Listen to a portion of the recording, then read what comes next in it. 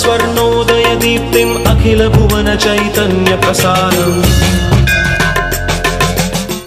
నమస్కారం మన ధర్మం కార్యక్రమానికి స్వాగతం। కార్తీక మాసంలో పురాణ పారాయణం ఎందుకు చేయాలి, ఎటువంటి ఫలితాలు ఉంటాయి, శివకేశవుని ఏ రకంగా ఆరాధించాలి, ఇలాంటి ఎన్నో విషయాలను తెలియజేసేందుకు మనతో పాటు ఉన్నారు ధర్మశాస్త్ర నిపుణులు బ్రహ్మశ్రీ డాక్టర్ కాకునూరి సూర్యనారాయణ మూర్తి గారు।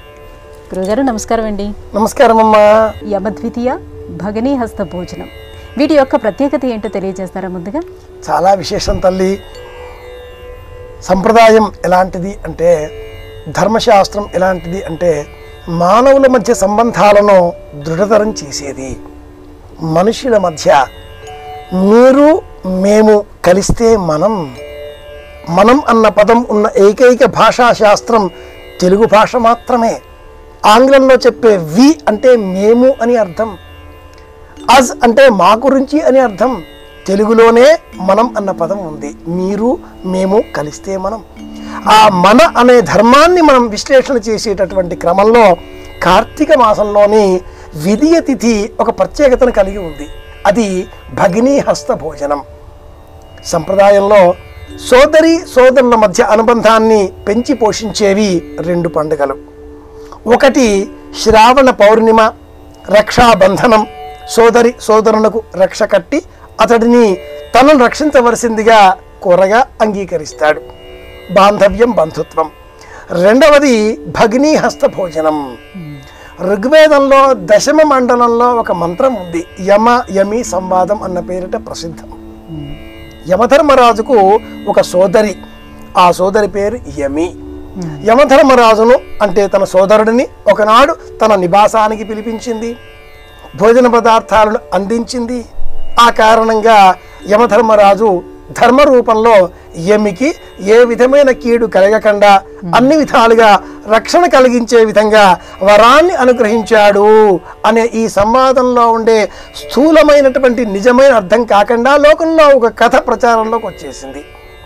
స్థూలమైన అర్థం ఏమిటి అందులో ఉన్నది అంటే, ధర్మ నిర్వహణ ఎలా, కుటుంబ సంబంధాలు నిర్వహించుకోవడం ఎలా అన్న ప్రస్తావన అనుకుంటే, ఇంటిలో సోదరుడు సోదరి ఇద్దరు మాత్రమే కాకుండా ఇల్లాలు, భర్త, పిల్లలు, అత్త, మామ, పెదనాన్న, పెద్దమ్మ, చిన్నాన్న అంటే బాబాయి, పిన్ని ఎంతోమందో ఉంటారు। అందరి మధ్య కూడా ఒక ఏకత్వ భావన, సమష్టి చైతన్యం ఉండాలి। కుటుంబం అంతా ఒకటి, కలిసి ఉంటేనే కలదు సుఖం అనే భావన కలగాలి। కుటుంబ నేపథ్యంలో భగినీ హస్త భోజనం అనే పేరిట ఈనాడు ఉత్తర భారతదేశంలో విరివిగా పాటించేటటువంటి దీపావళికి సంబంధించిన 5 రోజుల పండుగ ఉత్సవాలలో 5వ రోజు ధనత్రయోదశి, నరక చతుర్దశి, దీపావళి అమావాస్య, బలిపాడ్యమి, యమద్వితీయ 5వది అయిన ఈ రోజున సోదరుడు తన సోదరీమణి ఇంటికి వెళ్ళి బహుమానాలను అందించి ఆ సోదరీమణి ఇచ్చేటటువంటి భోజన పదార్థాలను తాను స్వీకరించాలి। రెండు కుటుంబాల మధ్య పొరపచ్చాలు, మాట ఏవి రాకుండా చూసుకోవాల్సిన బాధ్యత సోదరుడి పైన ఉంది। అది చెప్పడమే ఈ కథ, ఈ కథనంలో ఉన్న అంతరార్థం।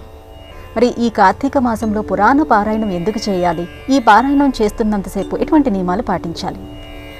చాలా విపులంగా వివరించదగినటువంటి ప్రశ్న ఇది। పురాణ ప్రవచనం ఎంత అవసరమో, పురాణాన్ని వినేటటువంటి శ్రోత ఆ జ్ఞానాన్ని కలిగి ఉండడం కూడా అంతే అవసరం। అజ్ఞానాన్ని తొలగించి జ్ఞానాన్ని పెంపొందింపజేసే నిమిత్తమే పురాణం। పురా అపి నవం పురాణం, పాతది అయినప్పటికీ కొత్తగా వినిపించేది, కొత్త ధర్మాన్ని బోధించేది అని అర్థం పురాణం అనే శబ్దానికి। పురా అపి నవం, సర్గశ్చ ప్రతిసర్గశ్చ వంశో మన్వంతరాణి చ వంశానుచరితం చేది పురాణం పంచలక్షణం। పురాణం 5 లక్షణాలు కలిగి ఉంటుంది। ఇందులో భద్వయం మద్వయం చేవ భ్రత్రయం వచతుష్టయం అనాపలింగ కూస్కాని పురాణాన్ని పృథక్ 18 పురాణాలు। ఈ 18 పురాణాలలో కార్తీక పురాణం లేదు, కార్తీక పురాణం ఉపపురాణం। కానీ కార్తీక మాసంలో ఈ కార్తీక పురాణాన్ని మనం వినాలి। 30 అధ్యాయాలతో ఉండే ఈ పురాణంలో ఉన్న కథలన్నీ స్కాంద పురాణం, పద్మ పురాణం ఈ రెండింటిలోనే ఉన్నవి। ఆ రెండు పురాణాలలో ఉన్న స్నాన మహాత్మ్యమును వివరించేటటువంటివి, దీప మహాత్మ్యమును వివరించేటటువంటివి, విష్ణుభక్తిని విష్ణుపారమ్యతను పెంపొందింపజేసేటటువంటివి, శివభక్తిని శివపారమ్యతను మనలో పెంపొందింపజేసేటటువంటివి, అలాగే ఉపవాస వ్రతాన్ని వివరించేటటువంటివి అయిన కథలు అంబరీషోపాఖ్యానం, దుర్వాసుని శాపం, ఇలాంటి కథలన్నీ కూడా కలుపుకొని కార్తీక పురాణంగా సంప్రదాయం మనకు అందించింది. స్కాంద పురాణం, పద్మ పురాణం, ఈ పురాణాలలో ఉండే కథలే కార్తీక పురాణ కథనాలు. ఈ కథనాలలో స్నాన వైశిష్ట్యం, దాన మహాత్మ్యం, ఉపవాస నియమావళి, మౌనవ్రతం ప్రత్యేకత, శత్రువులలో ఉండే శత్రుత్వ గుణాన్ని తొలగించి అందరినీ మిత్రులుగా మార్చుకోవడం ఎలా, దీపదాన మహిమ, ఇంటిల్లిపాది ఇంట్లో ఎలా జీవించడం, బంధవ్య అనుబంధాలను ఎలా పెంచుకోవడం, అన్ని పనులు చక్కబెట్టేటటువంటి గిన్నెలు శుభ్రం చేసేటటువంటి వృత్తిలో ఉండే వ్యక్తులు సైతం ఒక్క దీపం వెలిగిస్తే ఎలా వైకుంఠం చేరుకోగలుగుతారో చెప్పడం, మాటకు ఉండేటటువంటి విలువను గుర్తించడం, తక్కువగా మాట్లాడండి, ఎక్కువగా భగవద్ ధ్యానం చేయండి అని బోధించడం, ఇది బోధించే నిమిత్తమే కార్తీక పురాణం. ఇందుకోసమే మనం ఈ మాసమంతా కార్తీక పురాణం వినాలి. ఇందులో ఒక విశేషం ఏమిటి అంటే దివాకాక రుతాద్భీత రాత్రో తరతి నర్మదా, ఒక గుంభనమైనటువంటి శ్లోక పాదం ఇది. పగటి వేళ కాకి అరచిన భయపడిపోయేటటువంటి వ్యక్తులు రాత్రి వేళ వాళ్ళ మనస్సులలో ఉండేటటువంటి కోరికలను నెరవేర్చుకోవడం కోసం భయంకరమైన మొసళ్లతో ఉండే నర్మదా నదిని సైతం దాటే శక్తిని కలిగి ఉంటారు, ప్రయత్నం చేస్తారు. అది లౌకికమైన కోరికలకు పరాకాష్ట. వాటి తొలగించుకోవాలి అంటే కార్తీక పురాణం వినాలి. మరి ఈ కార్తీక మాసంలో సంధ్యా సమయంలో మనం నక్షత్ర దర్శనం చేసుకుంటాం కదా, ఎందుకు చేసుకుంటాం? ఛాయానక్త సమయంలో శివారాధన చేయడం, అంటే 3:30 నుంచి 4:30 వరకు మధ్యలో శివాభిషేకం, శివారాధనలు చేయడం. సాయంత్రం సమయంలో గోధూళికా ముహూర్తము అంటారు. ప్రతిరోజులో కూడా 3 ముహూర్తాలు ఉంటాయి. ఉదయం పూట బ్రాహ్మీ ముహూర్తం, మధ్యాహ్న సమయంలో అభిజిన్ ముహూర్తం, సాయంత్రం సమయంలో గోధూళికా ముహూర్తం. 6 గంటలకు గోవులు తిరిగి వచ్చే సమయంలో దుమ్ము ధూళి ఎగసి ఆకాశమంతా కూడా అరుణ వర్ణిమను సంతరించుకుంటుంది. ఆ తదుపరి నక్షత్ర దర్శనం చేసి భోజనం చేయాలి. నక్షత్రములను దర్శించడంతో దివా సమయంలో మనం చేసిన సమస్త పాపాలు తొలగిపోతాయి. తెలిసి తెలియక, జ్ఞానతో అజ్ఞానతో వా అంటుంది ధర్మం. అలాగే కాయిక వాచిక మానసిక త్రివిధములుగా శరీరంతో, మాటతో అంటే వాచిక, శరీరంతో అంటే శరీరాన్ని వినియోగించి ఎవరినో అవరోధించి ఎవరినో ముందుకు త్రోసి, మనస్సుతో 3 విధాలుగా తెలిసి తెలియక వెరసి మొత్తం 6 రకాలుగా అనేక పాపాలు దోషాలు మనం చేస్తూ ఉంటాం. అలా చేసి ఆ క్రమంలో మనస వాచ హస్తాభ్యాం పద్భ్యాం ఉదరేణ శిష్ణ ఇలా రకరకాలుగా చేసేటటువంటి ఈ పాపాలన్నీ కూడా తొలగించుకోవడం కోసం సాయంత్రం వేళ నక్షత్ర దర్శనం చేసుకుంటే ఈ పాపాలన్నీ తొలగిపోతాయి. ఈ కాలం ఆకాశమంతా కూడా నిర్మేఘమై అంటే మేఘాలన్నీ కూడా తొలగిపోయి శ్రవణ నక్షత్ర మండలం దైదీప్యమానంగా జివాజ్వల్యమానంగా ప్రకాశిస్తుంది. అలా ఆ శ్రవణ నక్షత్ర మండలాన్ని, సప్తర్షి మండలాన్ని గురుకొయ్యలు అంటారు. ఆకాశంలో ఉండే నక్షత్రాల కాంతులను చూసి మనం ప్రపంచంలో ఎప్పుడు ఎక్కడ ఏ జరగబోతుందో, ఋతువులు ఎలా మారబోతున్నాయో, జ్ఞానం ఏమిటి అజ్ఞానం ఏమిటి, ఎవరు ఎలాంటి వారు, సమస్తాన్ని బోధించేటటువంటి జ్ఞానం కలిగినటువంటిదే ఖగోళ విజ్ఞానంతో కూడుకున్నదే జ్యోతిష శాస్త్రం. అది ఆధారమైన విజ్ఞానమే మనం అనుసరించేటటువంటి ఆధ్యాత్మిక ప్రపంచం, మన ధర్మం. ఆ ధర్మక్రమంలో సాయంత్రం వేళ ఇలా నక్షత్రాలను చూచి నక్షత్రోదయం అయిన తర్వాత భోజనం చేస్తే ఇక మళ్ళీ భోజనం చేసే అవసరం ఉండదు. పగటి కాలం తక్కువ, జీర్ణం కాదు తిన్నదేది. రాత్రి కాలం ఎక్కువ, రోగాలు వ్యాధులు, కఠోరమైనటువంటి మనస్సుతో కొత్త కొత్త దుర్మార్గపు ఊహలు వచ్చే కాలం. చీకటికే కదా దుర్మార్గపు ఊహలు పెరిగేవి. అవి రాకుండా కార్తీక మాసం భజనలు చేయాలి, శివారాధన చేయాలి, ఆంజనేయ స్వామి ఆలయంలో అలంకరణలు చేయాలి. ఇలా ఎన్నో విధాలుగా నక్షత్ర దర్శనం అంటే దేవతా దర్శనం అని అర్థం. తల్లిని తండ్రిని దర్శనం చేసుకుని వారికి నమస్కరించి కూడా భోజనం చేయవచ్చు. నేను భోజనం చేయకుండా ఉండలేను అనుకున్నవారు 7-8 గంటల వరకు కూడా నక్షత్రాలు కనిపించవే ఎలా దేవుడా అనుకునేటటువంటి వారు తల్లికి తండ్రికి నమస్కరించి భోజనం చేయవచ్చు అనేటటువంటి ప్రత్యామ్నాయ మార్గాన్ని కూడా మన ధర్మం బోధిస్తుంది. గురువుగారు, మరి ఈ కార్తీక మాసంలో సత్యనారాయణ స్వామి వ్రతాన్ని ఎప్పుడు ఆచరించాలి? ఈ సత్యనారాయణ స్వామి వ్రతం యొక్క ప్రత్యేకత ఏంటో తెలియజేస్తారా? చాలా విశేషమైన ప్రశ్న తల్లి. తెలుగువారి సంప్రదాయాలలో ప్రతి తెలుగువారి ఇంట కార్తీక మాసంలో తప్పనిసరిగా ఆచరించేటటువంటి వ్రతం సత్యనారాయణ వ్రతం. సత్యనారాయణ వ్రత కథ స్కాంద పురాణే రేవాఖండే అంటూ చెప్పుకుంటూ ఉంటాం. నిజానికి ఈ వ్రత కథలు 13 క్రమేణా 9గా మారాయి. నేటికి 5 కథలుగా మిగిలిపోయాయి. ఈ మాసంలో ఏ రోజైనా చేయవచ్చు. సత్యనారాయణ వ్రత కథలలో మొదటి అధ్యాయం మొదటి కథ వివరణలోనే అకామావై ఆషాఢమాసం, కార్తీక మాసం, వైశాఖ మాసం, మార్గశీర్ష మాసం ఈ మాసాలలో ఈ వ్రతాన్ని ఆచరించాలి అని చెప్పబడి ఉంది. అకామావై అనే ఆ ప్రకరణంలో ఆషాఢం కాకుండా ఆశ్వీజ మాసం అని కూడా అనుభవజ్ఞులు చెబుతూ ఉంటారు. ఎలా చూసినా ఆ శ్లోకాలలోనే మాఘే వా మాధవే మాసి కార్తికే వా శుభే దినే సంగ్రామ ఆరంభ వేళాయాం యదా క్లేశస్య సంభవః దారిద్ర్య శమనార్థం చ వ్రతం కార్యం వరేప్సుభిః దుఃఖ శోకాదిశమనం ధనధాన్య వివర్ధనం. సత్యనారాయణ వ్రత కథలలో 170 శ్లోకాలు ఉంటాయి. అందులోనే ఒక శ్లోకంలో ఈ వ్రతాన్ని కార్తీక మాసంలోనే చెయ్యాలి అని చెప్పబడి ఉంది. ఏకాదశ్యాం పౌర్ణిమాయాం రవి సంక్రమణేపి వా యస్మిన్ కస్మిన్ దినే మర్త్యో భక్తి శ్రద్ధ సమన్వితః. ఏకాదశి నాడు కానీ పౌర్ణిమ నాడు కానీ యస్మిన్ కస్మిన్ దినే మర్త్యో ఇంకెప్పుడైనా మనకు వీలైన రోజున కానీ ఈ వ్రతం ఆచరించాలి. నానా రూపధరో భూత్వా ఎన్నో రూపాలు ధరించేటటువంటి ఆ సత్యనారాయణ స్వామి మన కోరికలు నెరవేరుస్తాడు. సత్యనారాయణ వ్రతం చేసుకునే క్రమంలో ఏం చేస్తాం? మనం ప్రసాదం స్వీకరిస్తాం. కథలో అదే కదా.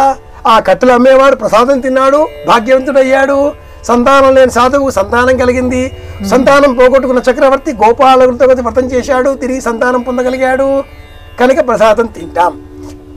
ప్రసాదం తింటే తిన్నంత పుణ్యమే వస్తుంది. కథ వింటే విన్నంత పుణ్యమే ఉంటుంది. కథ ఆచరిస్తే ఆచరించినంత పుణ్యం వస్తుంది. తిన్న ఆ ప్రసాదం కడుపులో ఎంతసేపు ఉంటుందో అంతసేపే ఆ పుణ్య బలం.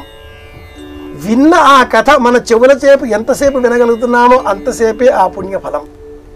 ఆచరిస్తే మట్టుకు ఎన్ని నియమాలు పాటించాలి, ఎంత వస్తు సేకరణ చేయాలి, ఎంతమంది బంధువులకు చెప్పాలి, ఎంతమంది మిత్రులకు తోడ్పాటు చేసుకోవాలి, ఎన్ని ఏర్పాటు చేయాలి, అంత పుణ్యబలం. మన వారు మాట చెప్తారు, చేసుకున్న వారికి చేసుకున్నంత మహాదేవా అని. ప్రసాదం మీద ప్రీతితో కాకుండా ఏదో కథ విందాం, తెలిసినవే కథ, అవే కథలు కదా అని విని వినకుండా ఆదాలాపంగా నిర్లక్ష్యం చేయకుండా శ్రద్ధగా వింటే, శ్రద్ధగా ప్రసాదం స్వీకరిస్తే, శ్రద్ధగా వ్రతాన్ని ఆచరిస్తే ఆ వ్రతం మనకు పూర్తి పుణ్యఫలాన్ని ఇస్తుంది. శ్రద్ధయా దేయం అశ్రద్ధయా నదేయం అని వేద ప్రమాణం. గురుగారు, సత్యనారాయణ స్వామి వ్రతాన్ని ఆచరిస్తే ఎటువంటి ఫలితాలు ఉంటాయో తెలియజేశారు. మరి గురుగారు, ఈ కార్తీక మాసంలో ఉసిరి చెట్టును కూడా పూజిస్తారు కదా, ఎందుకని? ఈ కాలంలో లభిస్తుంది కాబట్టి అని ఒక సామాన్య సమాధానం చెప్పుకోవచ్చు. ఏ కాలంలో లభించేటటువంటి ఆ పండుని ఆ కాలంలో పూజిస్తారా? ఒకానొక తెలివైన అత్యాధునికురాలైన ఇల్లాలు పండు దానం చేస్తే క్షేమం అంటే చింతపండు తెచ్చి దానం చేయడానికి సిద్ధపడిందట. పూలు పెట్టుకుంటే మంచిది అంటే కాలీఫ్లవర్ పెట్టుకోవచ్చా అని అడిగిందట. వివేకం అనేది మన జ్ఞానాన్ని అనుసరించి ఉంటుంది. జ్ఞానానికి ఇచ్చే వెలుగు దీధితి, అది వివేకం. ఈ కాలంలో ఉసిరిగా విరివిగా లభిస్తుంది నిజమే, మిగతా కాలాలలో లభించదుగా. కనుక ఉసిరి మొక్కను కాపాడాలి, నాటి సంరక్షణ చర్యలు చేపట్టాలి. ఈ కాలంలో లభిస్తుంది కనుక ఉసిరిని సేకరించి పచ్చడిగా పెట్టుకోవాలి. యునాని, హోమియో, ఆయుర్వేదం, అలోపతి వివిధ మార్గాలలో చికిత్సా విధానాలు ఉండగా విశేషంగా యునాని వైద్యం, అందులో ఉసిరికని విశేషంగా వినియోగిస్తారు అనేక వ్యాధులకు. ఉసిరిక హల్వా అంటారు, బాదం హల్వా వలె సిద్ధం చేసి పెడతారు. ఈ కాలంలో లభిస్తుంది కనుక, లభించే ఈ మొక్క అరుదుగా ఉండేది కనుక దీనిని కాపాడుకోవడం కోసం ఇంటింటా తులసి వలె ప్రతి వీధికి, ప్రతి గృహ సముదాయానికి, ప్రతి గ్రామానికి కొన్ని ఉసిరి చెట్లు పెంచుకోవాలి. ఔషధ విలువలు కలిగినవి కనుక ఉసిరిని పూజించాలి. భూమి చలికి గట్టిపడిపోయి భూమిలో వేడి తగ్గిపోవడంతో ఉసిరికకు వేడి కావాలి. ఉసిరిక మధ్య శీతోష్ణ పరిస్థితులలో పెరుగుతుంది. ఉసిరిక చెట్టు వద్ద దీపం వెలిగించాలి. తులసి దీపం, తులసి కళ్యాణం చేసేటటువంటి సమయంలో కార్తీక దామోదరులకు ఈ ఉసిరిక చెట్టును పక్కన పెట్టి వివాహ కళ్యాణోత్సవం కూడా నిర్వహిస్తారు. ధాత్రి దామోదరులు అని చెప్తారు. ధాత్రిక ఉసిరిక చెట్టు. ఇలాంటి అనేక కారణాల చేత పురాణ ప్రపంచంలో ఉండే అనేక కథనాలను కూడా జోడించుకొని ఈ కార్తీక మాసంలో తప్పనిసరిగా ఆ ఆమలకి లేదా క్షీరద లేదా వీర్యఫలి లేదా శీతఫలి ఇలాంటి పర్యాయనామాలు గల ఆ ఉసిరికాయను తప్పక ఆహార పదార్థాలలో జతపరచుకోవాలి. అలాగే దీపారాధనలో వినియోగించాలి. వీటితో పాటుగా దానాన్ని కూడా చెయ్యాలి. ఈ కార్తీక మాసంలో ఉసిరిక కాయలను సేకరించి ఒక పళ్ళెంలో పోసి దీపం వెలిగించి ఉసిరికాయలని దానంగా ఇస్తే ఎన్ని కాయలు మీరు దానంగా ఇస్తారో అన్ని వేల లక్షల కోట్ల సంవత్సరాల కాలం పాటు శాశ్వతంగా వైకుంఠ నివాసం మీకు లభిస్తుంది అని కూడా పురాణం తెలియజేస్తుంది. గురువుగారు, మరి ఈ కార్తీక మాసంలో దీపదానం చేస్తారు కదా, దానివల్ల వచ్చేటువంటి ఫలితాలేంటి? ఎలా దానం చేయాలి? దీపదానం చేయడం అంటే ఆత్మశక్తిని గుర్తించడం అని అర్థం. మనలో ఒక ఆత్మశక్తి ఉన్నది. ఆ ఆత్మశక్తికి ప్రతీక వెలిగించిన ఒక దీపం. మనలో ఉండే అజ్ఞానాన్ని తొలగించుకోవడం కోసం మనం వెలిగించిన ఆ దీపాన్ని మరొకరికి అందించడం. యూనివర్సిటీలలో కానీ లేదా విశ్వవ్యాపితంగా నిర్వహించేటటువంటి ఒలింపిక్స్లలో కానీ మనం గమనించినట్లయితే ఒక కాగడా వెలిగిస్తారు, దీపం, జ్యోతి. ఆ జ్యోతిని పరిగెత్తే వ్యక్తి కొంత దూరం పరిగెట్టిన తర్వాత మరి ఒక వ్యక్తికి అందిస్తారు.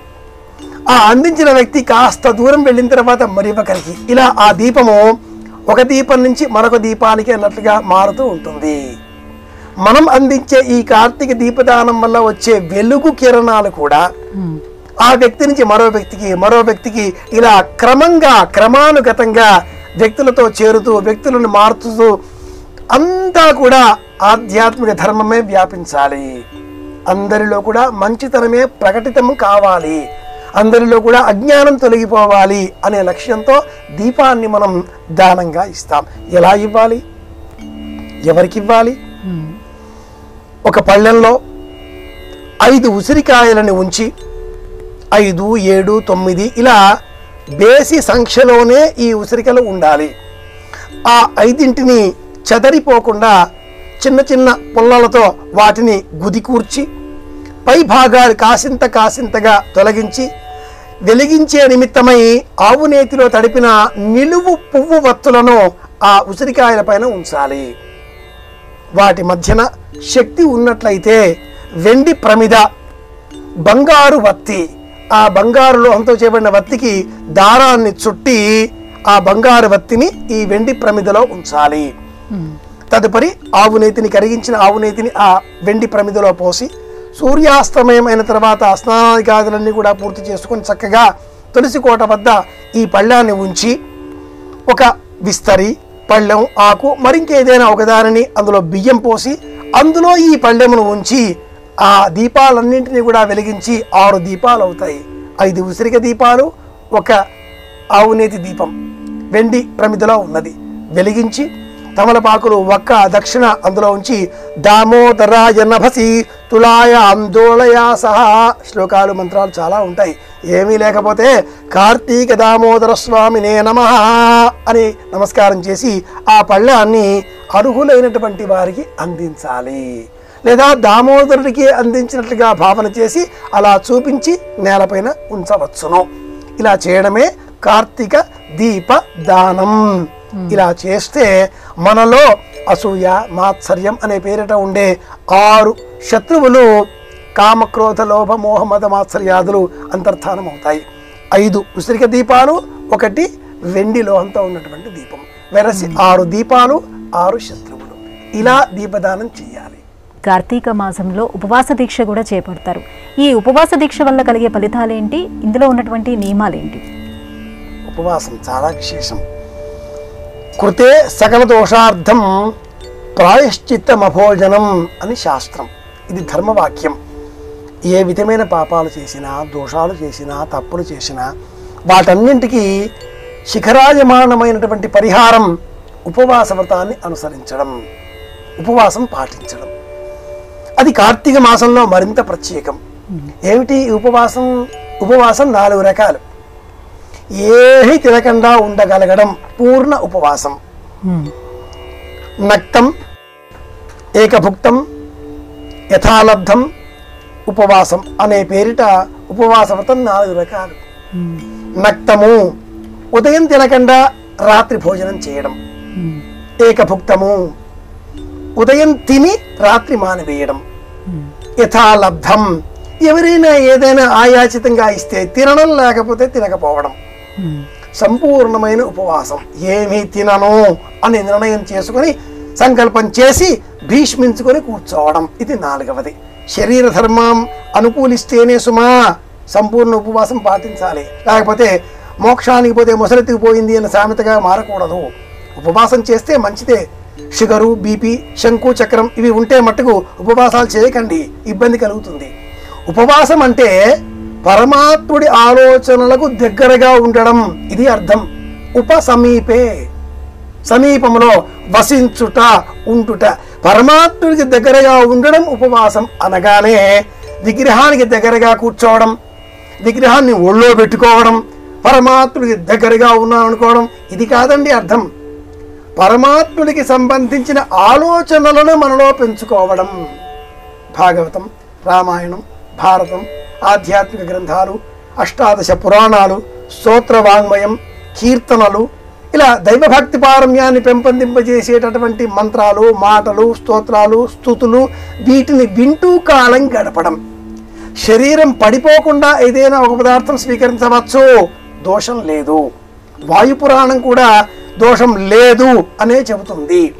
పాలు, పెరుగు, పంచదార, తేనె, నెయ్యి, పంచామృతం, నువ్వులు బెల్లము కలిపి దంచి కట్టిన ఉండలు, ఉడకబెట్టనటువంటి పళ్ళు, పెసరపప్పు బియ్యము వేసి గంజి వార్చకుండా సిద్ధం చేసిన అత్యసరు, వీటిని తింటే కూడా ఉపవాస వ్రతంలో ఏ లోపం లేదు, ఉపవాసమే అని కూడా వాయుపురాణం చెబుతుంది. వీటితో పాటుగా నిత్యము వినియోగించేటటువంటి ఉప్పు, సముద్రం నీటితో లభించేటటువంటి ఉప్పు కాకుండా సైంధవ లవణము, రాతి ఉప్పు, ఇది వినియోగించి కూడా ఉపవాస వ్రతాన్ని కొనసాగించవచ్చు. శరీరమాద్యం ఖలు ధర్మ సాధనం. శరీరం అంటూ ఉంటే కదా ధర్మాన్ని ఆచరించేది. ఉపవాసం చేసి పడిపోతే ధర్మాన్ని ఎవరు ఆచరించేది? కనుక శరీరం సహకరిస్తే ఉపవాసం చెయ్యాలి. ఈ కార్తీక మాసం అంతా కూడా ఉపవాసం చెయ్యాలి. ఒకే పూట భోజనం చెయ్యాలి. నియమిత రూపంలో కొన్ని పదార్థాలు తినకూడదు. నంజు పదార్థాలు అంటే వంకాయ, బంగాళదుంపలు ఇలాంటివి తినకూడదు. అలాగే గుమ్మడికాయ, అనపకాయ, సొరకాయ అని కూడా అంటారు, పొట్లకాయ, బీరకాయ ఇలాంటి వాటిని తినకూడదు. తోటకూర, చేమకూర, తీగబచ్చలి, లౌకికంగా మనకు లభించే దేశీయమైన వంటకాలను ఒక పూట తినవచ్చును. పచ్చిమిరపకాయలు కార్తీక మాసంలో తినకూడదు అంటుంది సంప్రదాయం. దానికి ప్రత్యామ్నాయంగా మిరియముల పొడిని వినియోగించాలి అని కూడా చెబుతుంది. కార్తీక మాసంలో ఎటువంటి నియమ నిబంధనలు పాటించాలి, ఎటువంటి విధి విధానాలు పాటించాలనే విషయాన్ని తెలియజేసినందుకు ధన్యవాదాలు. కృష్ణార్పణం. రేపటి మన ధర్మం కార్యక్రమంలో మళ్ళీ కలుసుకుందాం. నమస్కారం.